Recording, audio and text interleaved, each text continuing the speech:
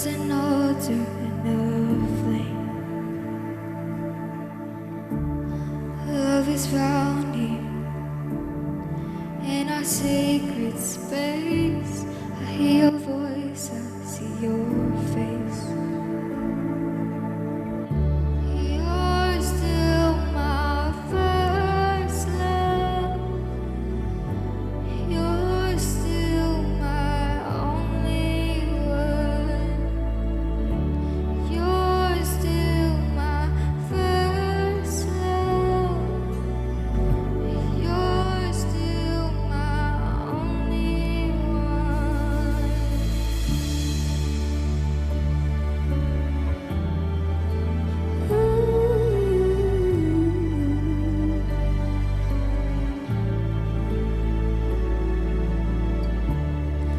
There's a table just for you and me.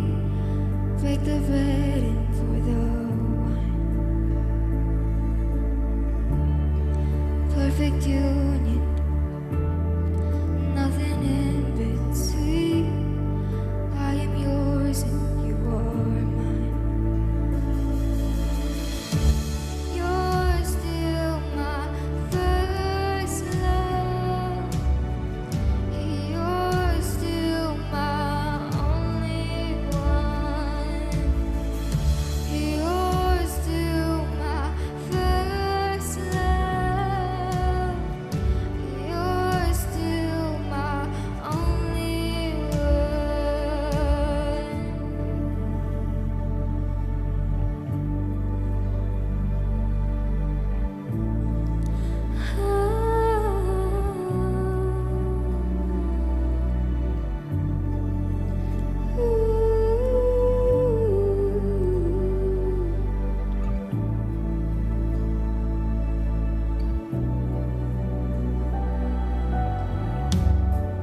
And I feel my heart beating out of my chest. I wanna burn forever like this. May the flame of my heart always be lit. I wanna stay forever like this. And I feel my heart beating out of my chest. I wanna stay forever like this. May the flame of my heart always be lit. I wanna burn forever like this. You're still my first love. You're still my only one. You're still my first love. You're still my only one. You're still my first love. You're still my only one. You're still my first love. Aleluya, gloria a su santo y precioso nombre. Más fuerte porque es para el Rey de Reyes y Señor de señores. Aleluya. ¿Cuántos están gozosos en esta mañana? Levanten su mano. Levanten su mano todos los que están gozosos. Hay muchas manos que no están levantadas. Levanten sus manos los que están gozosos, porque el Señor está aquí. El Señor está aquí, mi hermano, mi hermana. Dios bendiga ministerios de alabanza, porque ciertamente la presencia del Señor está aquí. No podemos callarnos. Tenemos que declarar su poder. No te puedes quedar callado, callada, mi hermana, mi hermano, porque el poder de Dios está aquí. La presencia de Dios está aquí, mi hermana, mi hermano. Créalo o no lo creas, el Señor está aquí. El Señor está aquí, mi hermano, mi hermana. Aleluya. Cuando tú venías de tu casa, el Señor ya estaba aquí, te estaba esperando. Va a venir mi hijo, mi hija a alabarme, me va a cantar, me va a agradecer, me va a pedir perdón. Porque muchas veces, mi hermano, mi hermana, le fallamos al Señor.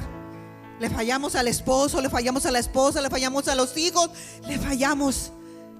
Pero tenemos que pedir perdón y decir: Señor, perdóname, perdónanos, Padre, y recibe esta alabanza. Mi hermano, mi hermana, el Señor está aquí y Él te dice: no temas, no desmayes, solamente cree. Cree, porque para el que cree, ¿qué dice? Todas las cosas son posibles. Así que pueden tomar sus lugares, ustedes que están en casita. Estoy compartiendo un tema que le titulé unas expresiones de nuestro Señor Jesucristo, allá de Mateos capítulo 24 verso 13, que es: el que persevere hasta el fin, este será salvo. Diga conmigo: el que persevere hasta el fin, este será salvo. Y aparecerán dos versículos, uno de Mateos y otro del libro de los Hebreos, que estarán unidos allí. Y les voy a invitar a que leemos lectura unidos. ¿Qué le parece? Voy a esperar que la joven lo ponga allí en la pantalla, los primeros versículos que se encuentran allí. Más el que persevere hasta el fin. Mi hija, ¿puedes poner también el otro junto? O no, si no se puede, los ponemos así separados. Está bien, como lo hayas acomodado. Vamos a leer el primer versículo en el nombre de nuestro Señor Jesucristo, que dice así: mas el que persevere hasta el fin. Muy bien. Verso 12 del libro de Hebreos capítulo 3 dice: mirad, hermanos, diga conmigo, mirad, hermanos, que no haya en ninguno de vosotros corazón malo de incredulidad, para apartarse del Dios vivo. Amén, déselo al Señor.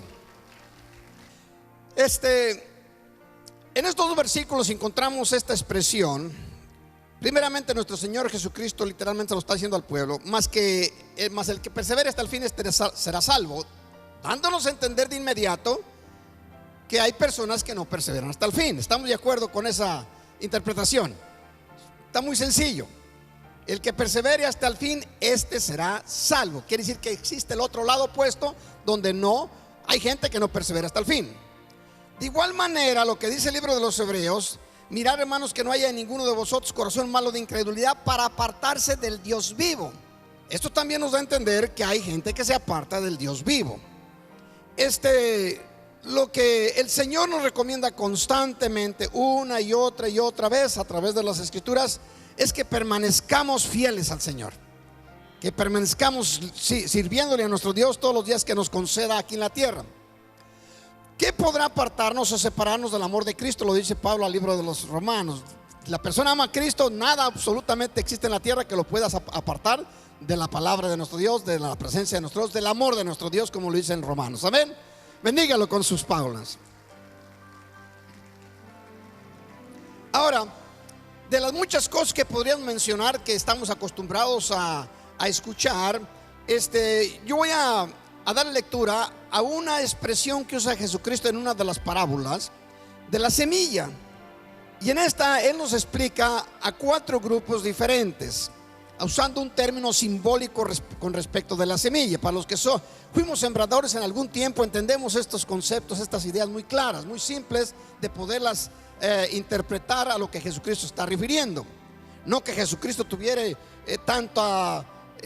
no que no tuviera interés, pero no era que estaba dirigiéndose a las semillas, sino que era dirigiéndose al ser humano, que lo comparaba a la semilla. Así que en el libro de Mateo encontramos 4 diferentes informaciones de parte de nuestro Señor Jesucristo, de 4 diferentes semillas, como fueron sembradas.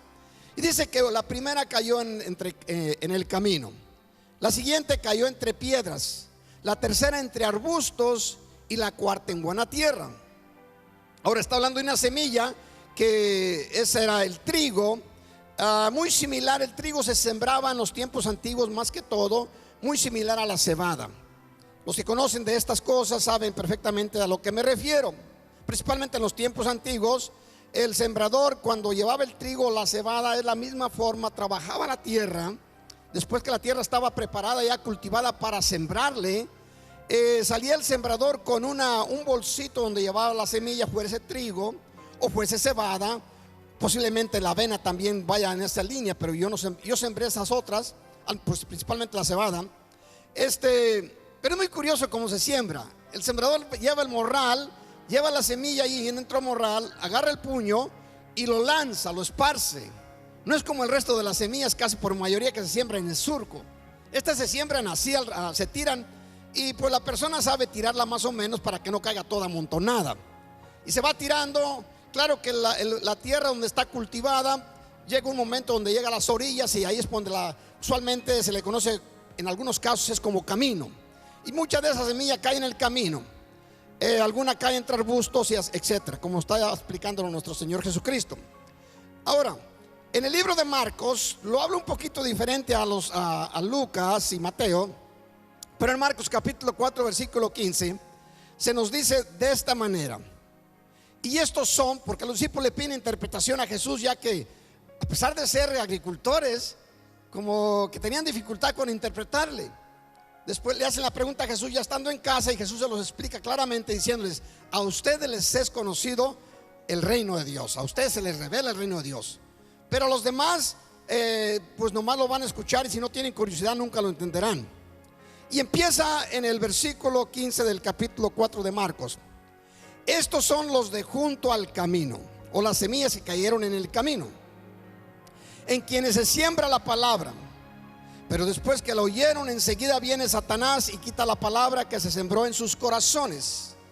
En los otros evangelios dice que vienen las aves del cielo, y es muy usual cuando la semilla cae fuera y no se cubre con la tierra, pues vienen los pajarillos por ahí y toman la semilla. Acá lo pone más directo. Acá está hablando, ya diciendo que la semilla es la palabra de Dios, y que viene Satanás y roba la semilla del corazón de aquellas personas sobre las cuales cayó en forma simbólica en el camino. Prosigue: estos son asimismo los que fueron sembrados en pedregales, los cuales han oído la palabra, al momento la reciben con gozo.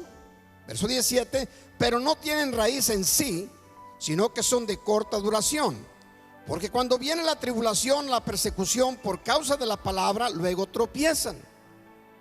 El versículo 18 empieza con la siguiente: estos son los que fueron sembrados entre espinos o arbustos, los que oyen la palabra, pero los afanes, diga el versículo 19 conmigo, pero los afanes de este siglo y el engaño de las riquezas y la codicia de otras cosas entran y ahogan la palabra, y se hace infructuosa. El verso 20, claro, lo dice: estos son los que son sembrados en buena tierra, los que oyen la palabra y la reciben y dan fruto al 30, 60 y el 100 por uno. De manera que cuando Jesús explica esto a los discípulos, por alguna razón u otra lo entendieron muy bien. Pero no al principio, que eran las mismas palabras que usó Jesús. Pero ya cuando Jesús les habló directamente a sus corazones, como que ellos le pusieron más atención quizás, o el Espíritu Santo, que es natural que así fue, el Espíritu Santo les abrió el entendimiento. Para nosotros, ya teniendo interpretación y todo, es muy fácil interpretarlo, porque el mismo Señor nos lo está diciendo. Cuando una persona, y esto está hablando de creyentes, vamos, todos los 4 grupos son grupos creyentes, todos reciben a Cristo, todos aceptan a Jesús, todos quieren seguirle. Hay unos que solamente escucharon la palabra, la aceptaron, se gozaron, aceptaron a Jesucristo como su Señor, pero después se olvidan, tan pronto se alejan del Señor, se olvidan de este asunto, de esa alegría que sintieron en el momento que recibieron la palabra. Encontramos los de las piedras. Yo no sé cuántos fueron agricultores y vieron cómo las semillas, cuando se sembraba y caían alguna sobre piedra que tuviera un poquito de tierra, esa semilla era la primera que brotaba. Brotaba porque el agua se estancaba un poquito en las piedras, y habiendo un poquito de tierra, las semillas salían y se miraba muy bonita, mientras las otras todavía parecía que ni salían. Estas oyen la palabra con alegría, con gozo, se gozan en el Señor y crecen rápidamente. Pero cuando viene la persecución, cuando viene la lucha, cuando viene la prueba, el Señor lo explica: cuando sale el sol abrasador, el sol candente o fuerte, quema la plantita, porque esta no tiene buena raíz, no hay donde poner la raíz. Muy poquita la tierra que existe en las piedras. Yo llegué a ver estos casos muy a menudo cuando estaba pequeño. La tercera es la que hace un efecto mucho más profundo que las otras. Porque esta cae dice que entre arbustos, entre las plantas. En realidad esta crece en donde no entra muy bien el oxígeno, el aire, no entra muy bien la calor, el sol, no se agarra muy bien de la tierra, porque empiezan a luchar por la misma riqueza que existe cuando está con otras plantas.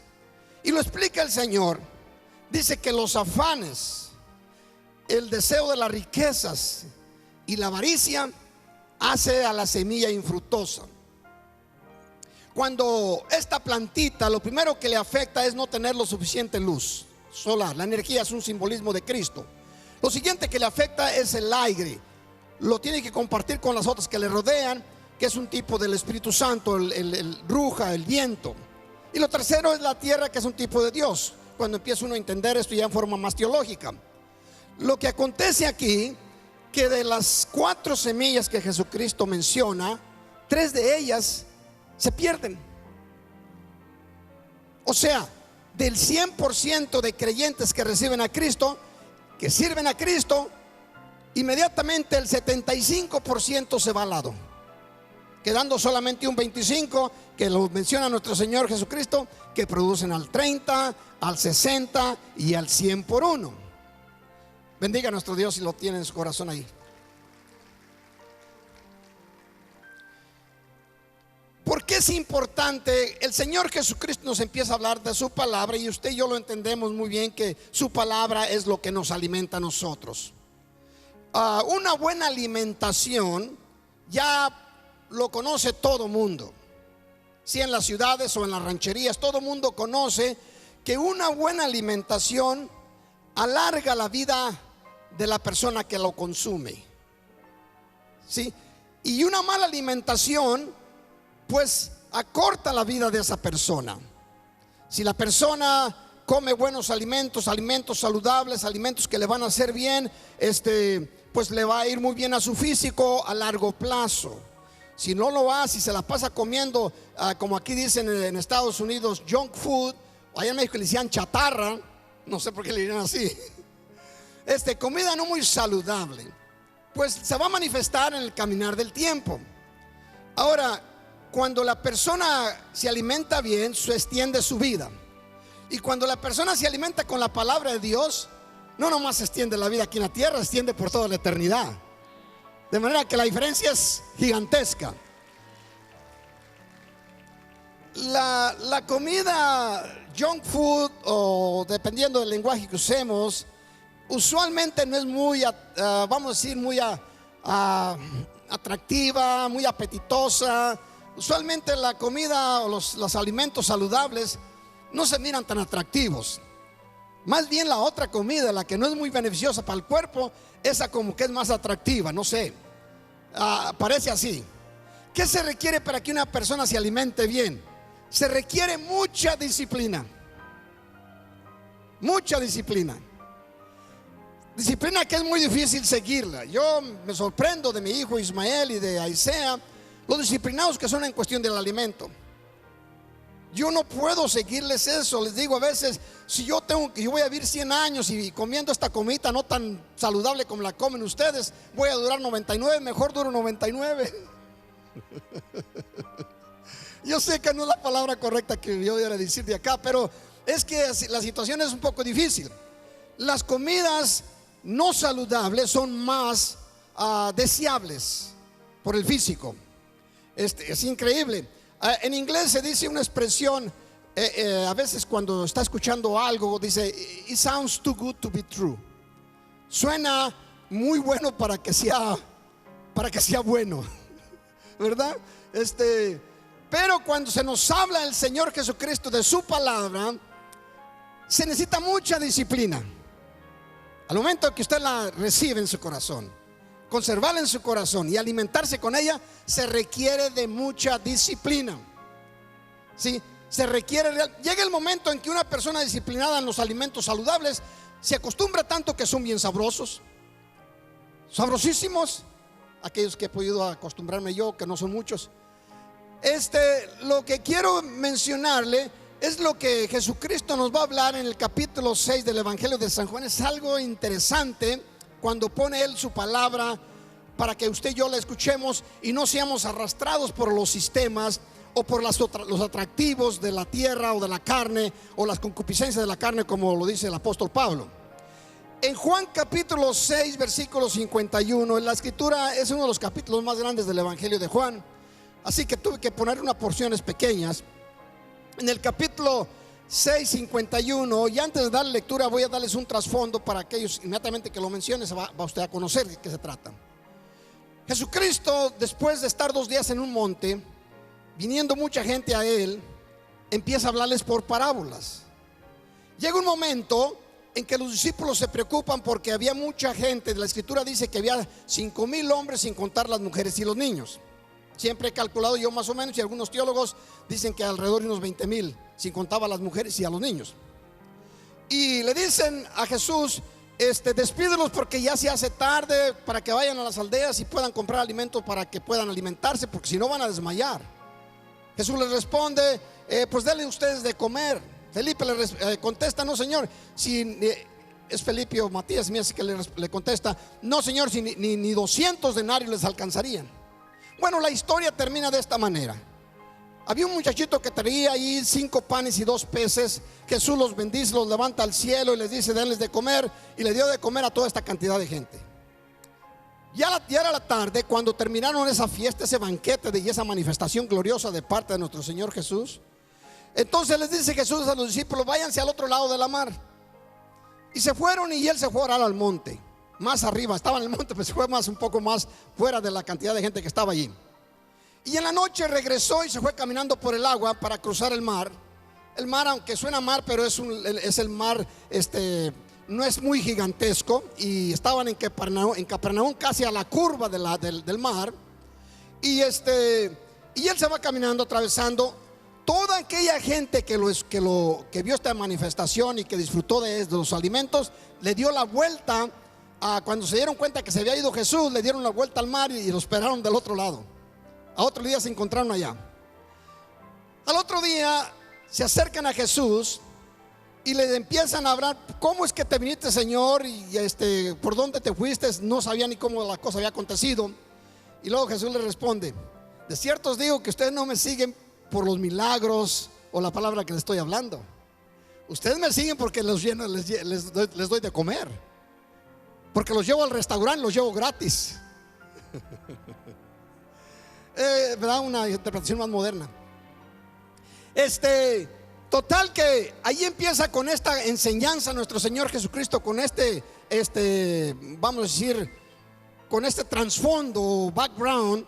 Empieza Jesús esta enseñanza en Juan capítulo 6 versículo 51. Empieza así y les dice, yo soy el pan vivo que descendió del cielo. Si alguno comiere de este pan, vivirá para siempre. Dios reciba de sus palmas esa ofrenda. Jesús pasa vamos a pasar al versículo 54, porque como les digo es muy extensa la escritura. En el 24 dice, el que come mi carne y bebe mi sangre tiene vida eterna, y yo le resucitaré en el día postrero. Amén. Empezó a haber una contradicción y un conflicto entre toda aquella multitud de gente. Si el día anterior había sido 20,000, posiblemente ahora había más, porque de seguro que invitaron a otros que andaban por allí. Y Jesús les empieza a decir, el que no coma mi carne y beba mi sangre no puede tener vida.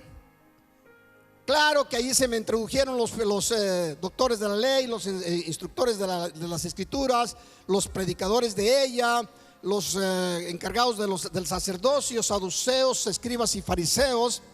Y empecé, ¿cómo que nos va a dar de comer su carne y beber su sangre? ¿Cómo es posible eso? ¿Cómo se va a practicar eso? Este hombre no sabe ni lo que está hablando. Bueno, el versículo 63 les va a explicar nuestro Señor Jesucristo. Dice, el espíritu es el que da vida, la carne para nada aprovecha, hablando de vida eterna. Dice, las palabras que yo os he hablado son espíritu y son vida. Amén. Cuando tú estás leyendo la escritura o la estás escuchando, estás leyendo y escuchando palabra viva. Viva, viva ¿cómo? Palabra que te da vida. Te da vida al presente y te da vida por toda la eternidad. Si te conservas con esa alimentación. Entonces, si nos brincamos un poquito al 66, después de este conflicto, aún no entendieron estas cosas que Jesucristo le dice: mi palabra que yo le estoy hablando son espíritu y son vida. Y nos vamos al 66, dice: desde entonces muchos de sus discípulos volvieron atrás y ya no andaban con él. ¿Cuánto? Imagínense, está Jesús predicándole. Vamos a seguir con el mismo número, a unos 20,000. Sabe que aquí en Estados Unidos hay pocos santuarios que puedan retener 20,000 personas dentro, en un santuario, en un servicio. Hay iglesias que tienen más de esa cantidad de miembros, pero su santuario no puede meter 20,000 personas dentro de un santuario. Tiene que ser en varios servicios. Imagínense, 20,000 personas es la cuarta parte de todos los habitantes de Baytown. Y Jesús está predicando, es uno de sus mejores mensajes, por decirlo de esta manera. Y empieza a ver los grupitos que ahí cuchichando, hablando, chismeando, empiezan a irse los grupitos. Poco a poco se empiezan a ir. Amén. Y resulta que llega un momento donde Jesús, después de decirles estas palabras, se dirige a sus discípulos, al nuclito pequeño que tenía. Vamos a decir que menos de 120 de seguro. 12 eran seguros, pero también andaban las mujeres que las asistían de sus haciendas, los que se encargaban de hacer la comida, cocinaban los frijolitos, hacían las tortillas de harina y de maíz. Todas estas mujeres de Dios que les ayudaban en las haciendas, dice la escritura, que les daban de comer. Amén. Vamos a poner que máximo hayan sido 120, porque eran las que habían en el aposento alto después de la resurrección de Jesús. Posiblemente eran menos. Jesús se queda con una congregación tan pequeña, 100 y algo de personas máximo. Es muy pequeña para tener aquella multitud. Y Jesús se dirige a los discípulos y les dice en el verso 67: dijo entonces Jesús a los 12: ¿queréis acaso iros también vosotros? Le responde Simón Pedro: Señor, ¿a quién iremos? Tú tienes palabras de vida eterna. Déselo a nuestro Dios.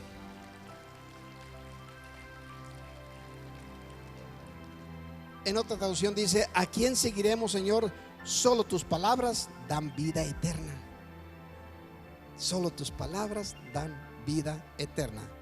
Y le agrega Pedro ahí: y nosotros hemos creído y conocido que tú eres el Cristo, el Hijo del Dios viviente. Aleluya.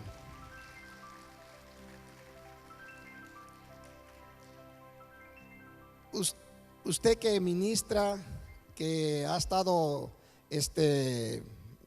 como líder de sector, de células, o predicando de los púlpitos, y usted sabe que cuando está la congregación y de pronto está predicando y empieza a mirar a la gente que se va, lo golpean fuertemente en su psíquico, acá en su mente.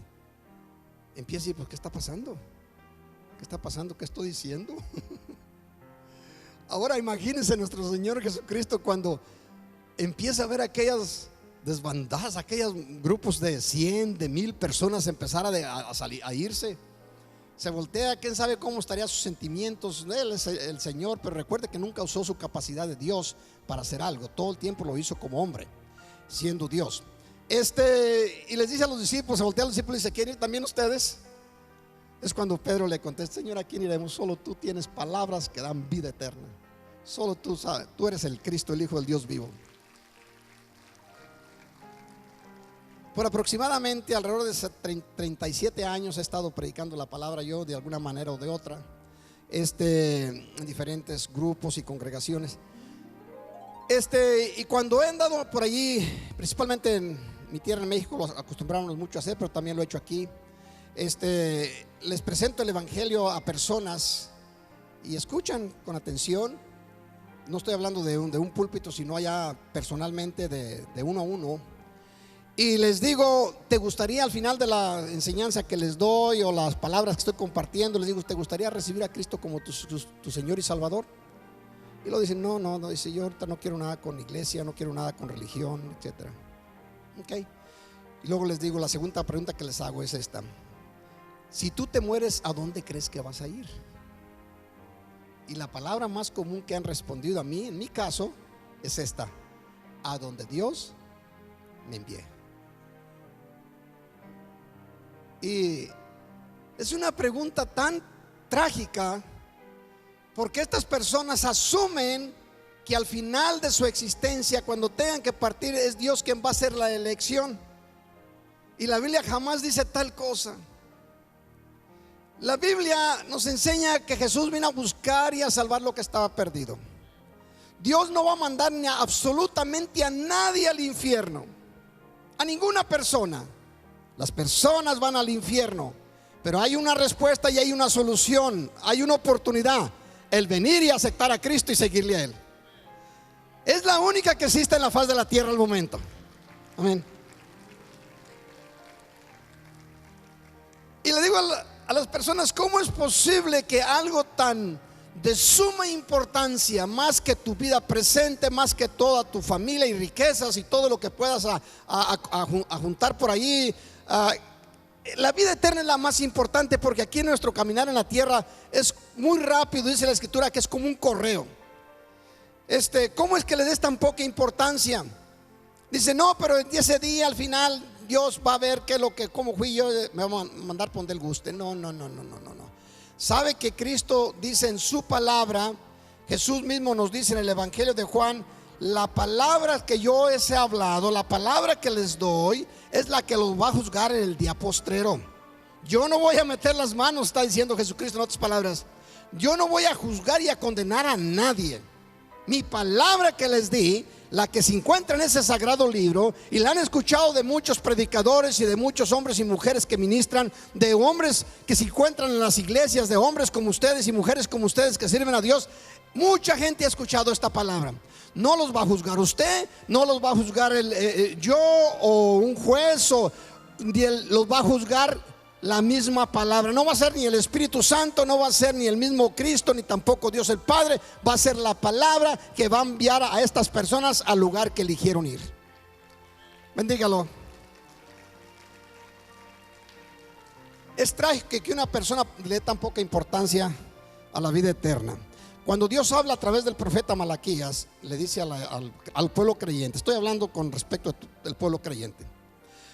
En Malaquías capítulo 1 versículo 11, en la traducción Dios habla hoy, encontramos una porción de las escrituras que se nos dice de esta manera: en todas las naciones del mundo se me honra, está diciendo Dios. Qué hermoso.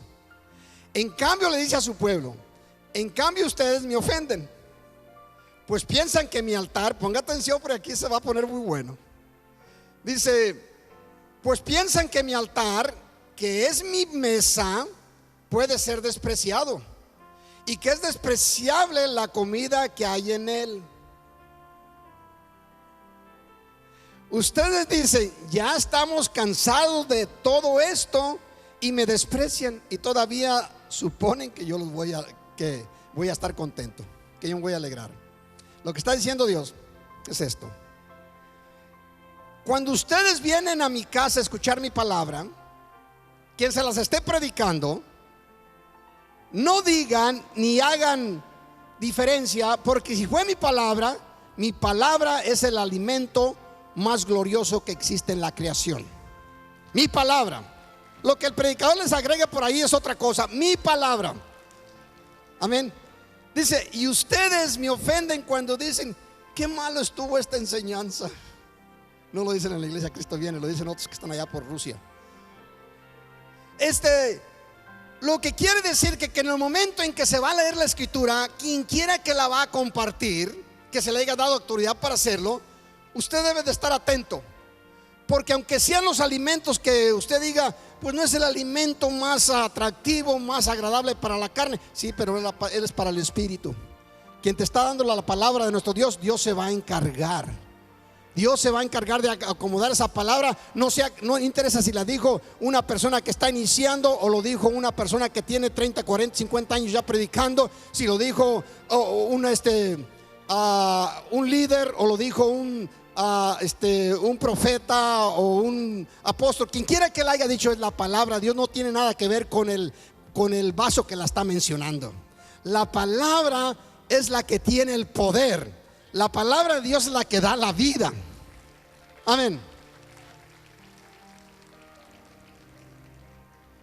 Es importante que usted y yo lo comprendamos lo mejor posible, para que en ningún momento cuando vengamos a la casa voy a escuchar la palabra de mi Dios, y al momento que le escuche aquellas porcioncitas que son directamente de los labios de nuestro Señor Jesucristo o de nuestro Dios, inmediatamente abrazarla, porque era el alimento que Dios tenía para usted, para darle vida.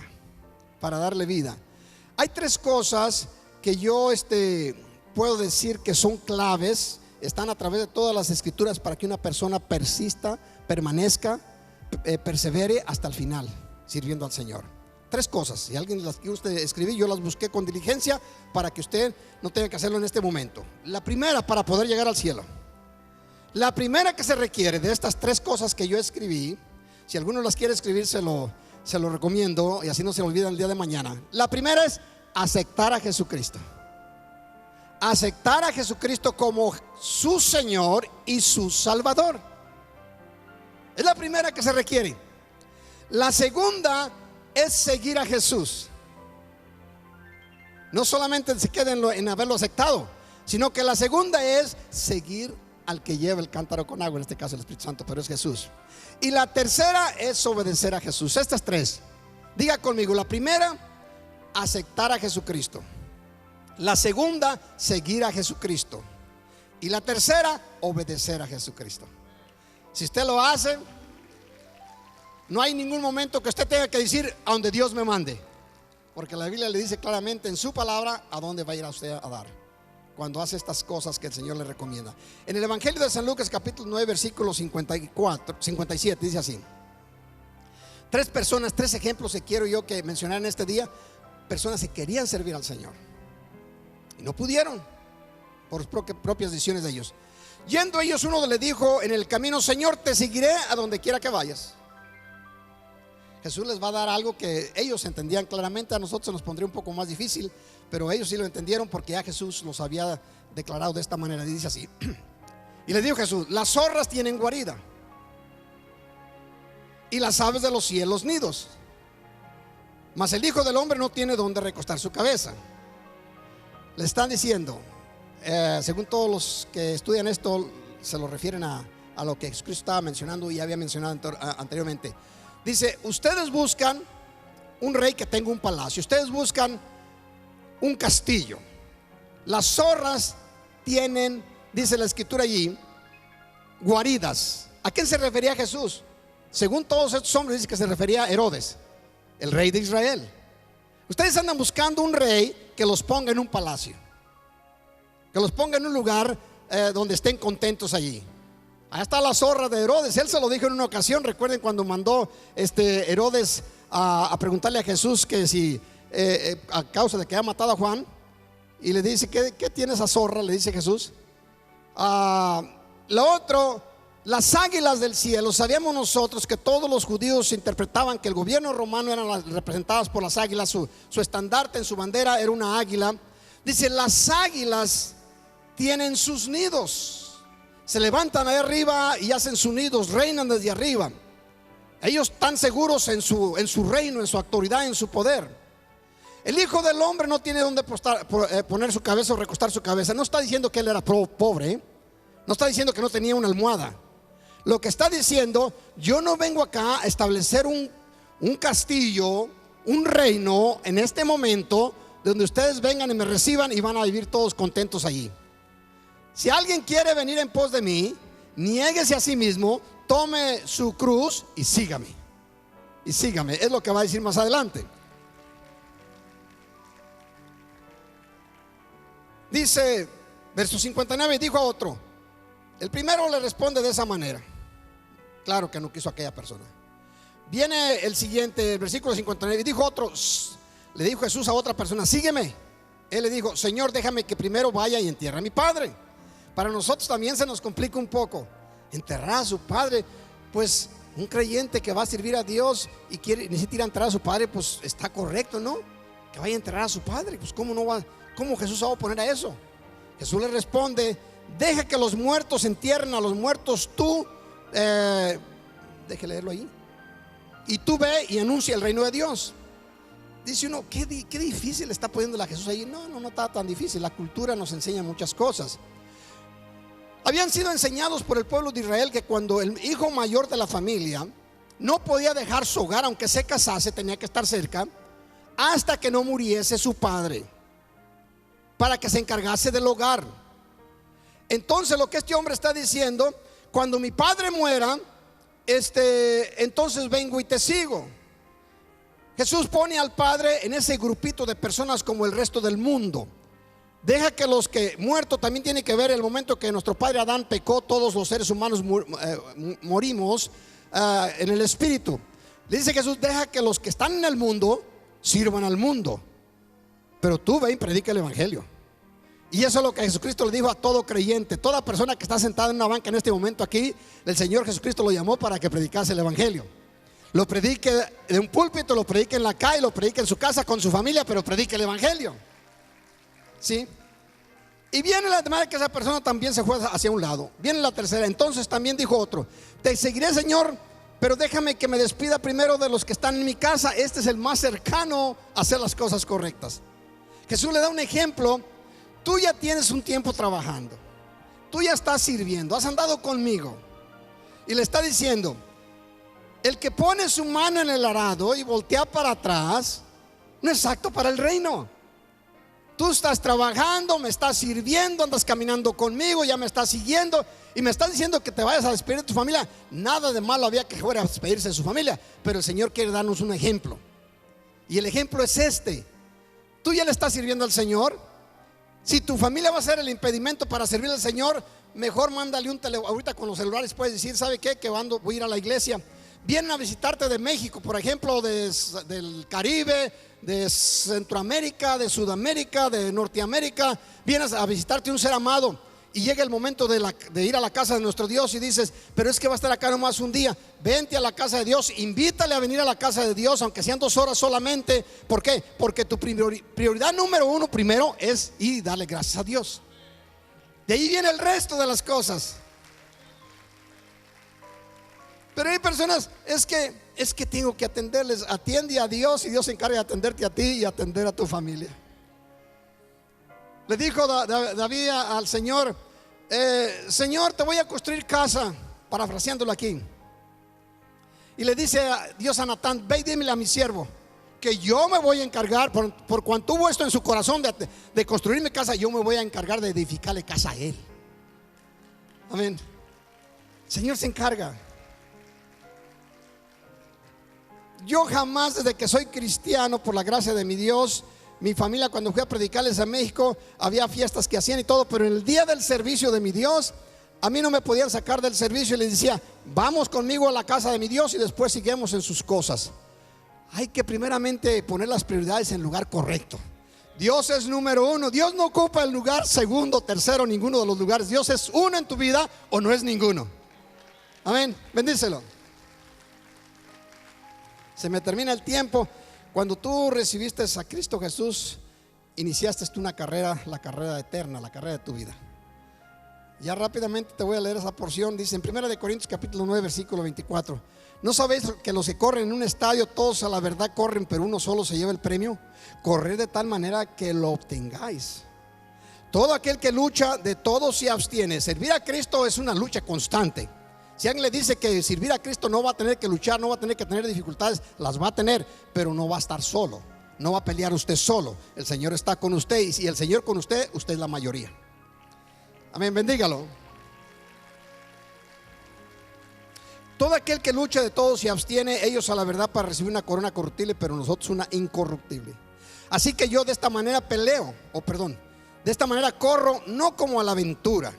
De esta manera peleo, no como quien golpea al aire, sino que golpeo mi cuerpo y lo pongo en servidumbre, no sea que habiendo sido heraldo para otros, yo mismo venga a ser eliminado. En otras palabras, yo voy a terminar la carrera. Yo escuché unas palabras que dijo Jesucristo de esta manera: el que persevere hasta el fin, este será salvo. Amén. Yo voy a terminar la carrera. En otra ocasión Pablo dice: ¿de qué me sirve haber hecho esto y aquello otro? Y termino siendo eliminado, como lo está explicando aquí. ¿De qué aprovecha? Les dice a los Gálatas en una ocasión: los Gálatas insensatos, ¿quién los embrujó? ¿Quién los hechizó? ¿Quién los engañó? Habiendo iniciado con el Espíritu, ¿va a terminar en la carne? No. Hombres y mujeres de Dios, si Dios te eligió para que sea su hijo, su hija, su representante aquí en la tierra, no lo sueltes. Eres el hombre, según las escrituras, eres el hombre y la mujer más bienaventurada de la faz de la tierra.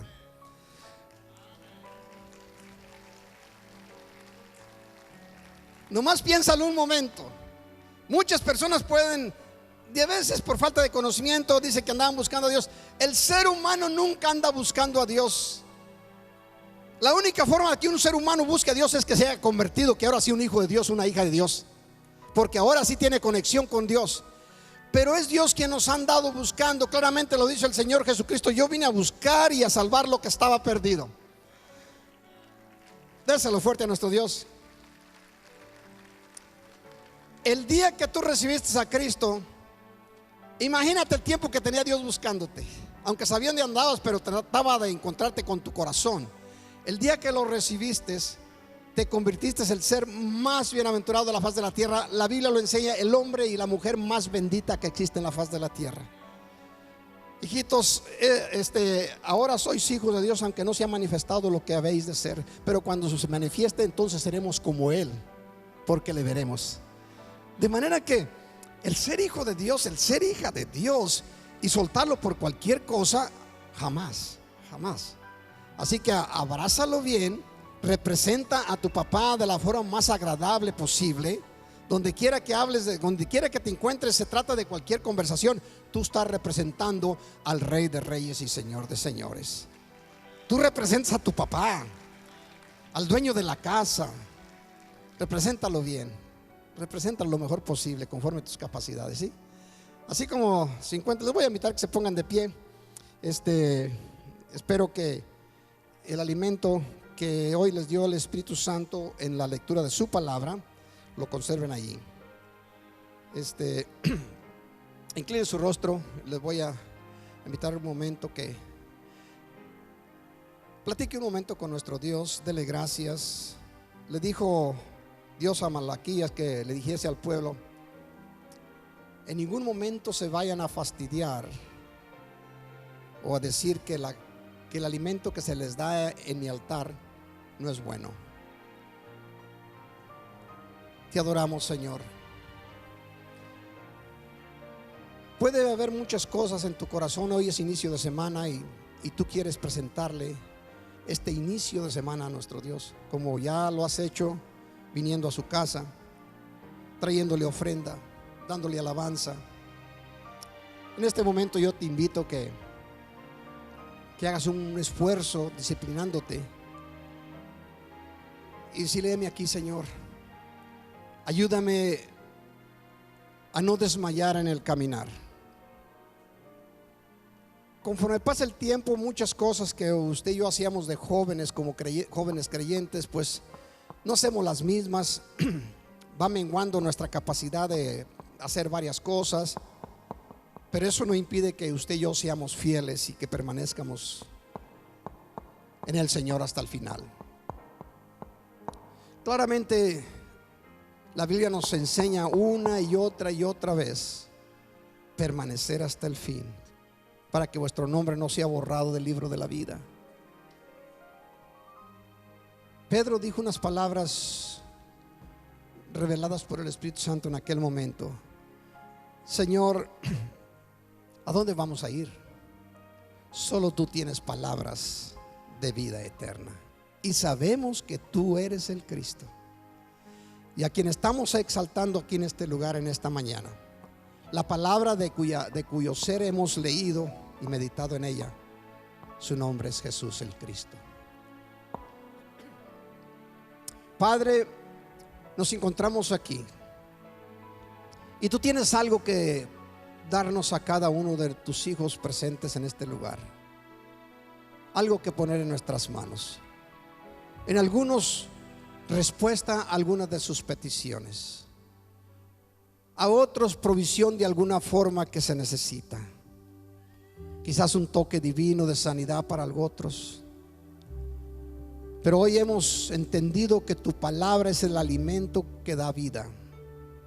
Lo conocemos, lo creemos, pero hoy lo hemos escuchado también. Y tu palabra, Señor, producirá en nosotros respuesta a la necesidad con la cual venimos en este día a tu casa. Señor, yo te pido en el nombre de Jesús, tu Hijo amado, a quien damos honra y gloria, que escuches la oración de tu pueblo reunido en esta mañana aquí. Padre Santo, contesta a la petición que tus hijos elevan a ti en esta mañana.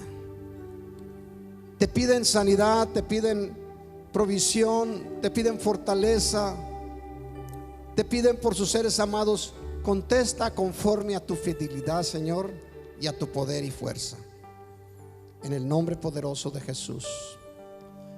Mientras ministerio de alabanza de la iglesia nos ayuda con una estrofa, en algún momento de la estrofa tú vas a sentir un deseo de dar unos pasos hacia el frente y presentarle tu causa al Señor.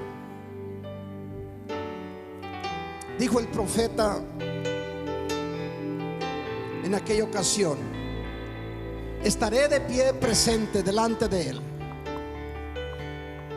para escuchar, para ver lo que me va a decir y qué respuesta tiene a mi petición o a mi causa. Da unos pasos, preséntale tu petición y allí, alabando a nuestro Dios, tus manos levantadas, escucha y espera lo que Dios tiene para ti en esta mañana, en el nombre de Jesucristo. Mientras lo adoramos con esta estrofa.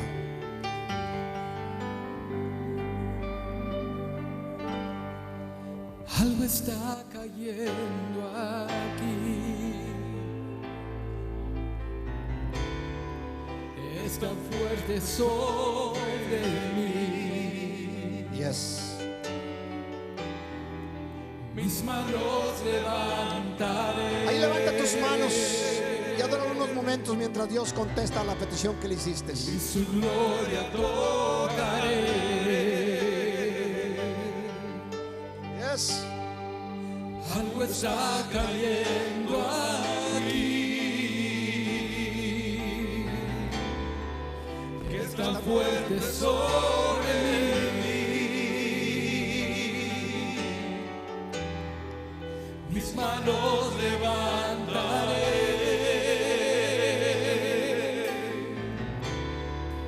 y su gloria tocaré. Yes. Y está cayendo su gloria sobre mí. Te alabamos, Padre.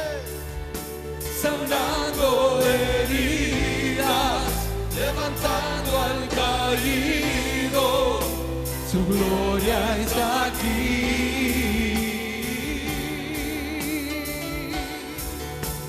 Y está cayendo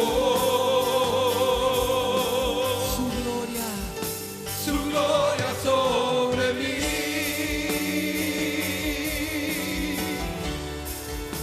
Sanando heridas, levantando al caído, su gloria está aquí.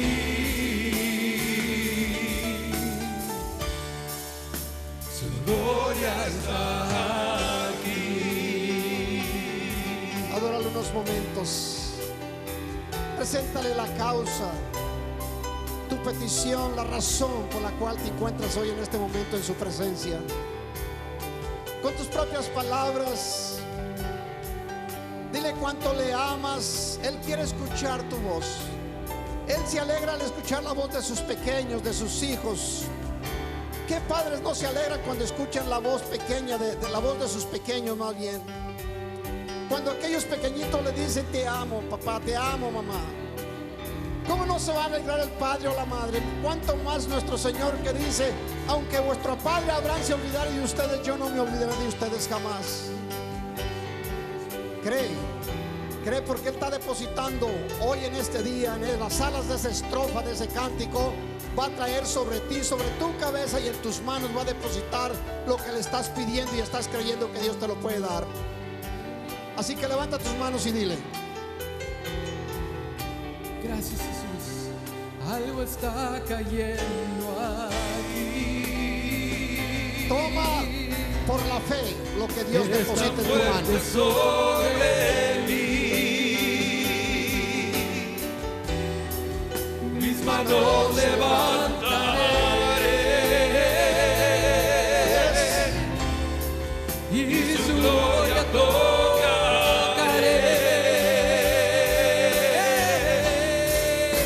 Y está cayendo su gloria sobre mí,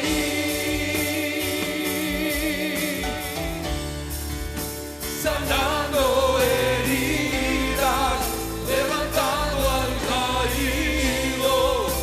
Su gloria está aquí.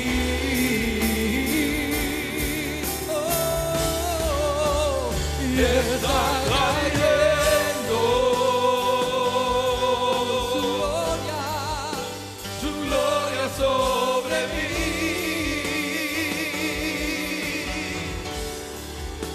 sanando heridas, levantando al caído. Su gloria está aquí.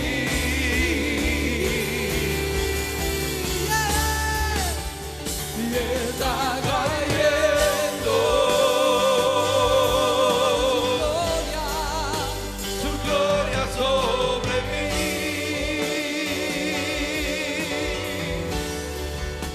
sanando heridas, levantando al caído. Su gloria está aquí.